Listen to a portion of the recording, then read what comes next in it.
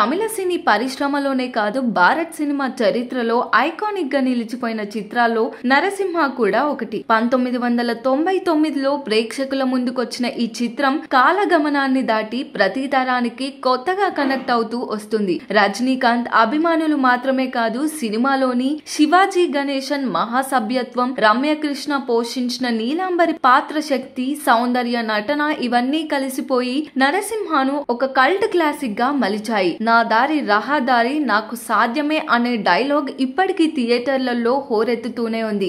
ఇప్పుడు ఈ కల్ట్ సినిమాను మళ్ళీ పెద్ద తెరపై చూస్తే అదృష్టాన్ని ఫ్యాన్స్ కు ఇవ్వడానికి అద్భుతమైన అప్డేట్ వెలువడింది. తలైవా రజనీకాంత్ జన్మదినాన్ని పురస్కరించుకొని డిసెంబర్ 12న 2025న నరసింహను గ్రాండ్ రీ రిలీజ్ చేస్తున్నట్లు సౌందర్య రజనీకాంత్ అధికారికంగా ప్రకటించింది. అప్పట్లో ఈ చిత్రం 200కి పైగా స్క్రీన్లలో ఆడుతూ రికార్డులు సృష్టించింది. ఇప్పుడు 25 తర్వాత అత్యాధునిక థియేటరికల్ సౌండ్ విజువల్స్ తో పాటు రీ రిలీజ్ అవుతున్నందుకు రజనీ అభిమానులు ఆనందంలో మునిగిపోయారు. ఈసారి రీ రిలీజ్ కేవలం ఓ సినిమా మళ్ళీ చూడడమే కాదు, రజనీ 50 ఏళ్ల మహాతర సినీ ప్రయాణానికి అభిమానుల నివాళు లాంటిదిగా మారబోతుంది. రజనీకాంత్ చరిష్మా, మేనరిజం, ఔరా ఇవన్నీ ఏ తరానికి తగ్గవు.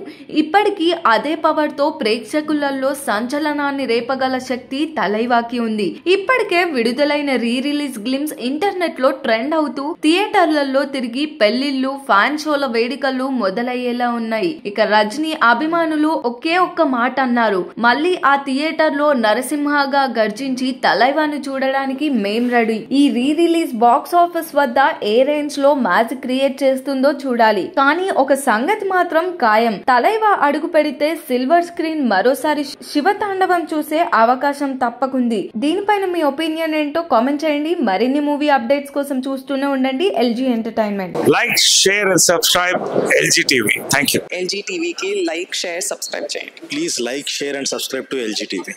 Like, share, subscribe LG TV. Please subscribe to LG TV. Like, share, subscribe LG TV. Subscribe LG TV. Guys, please do subscribe LG TV. Have a good day. Thank you.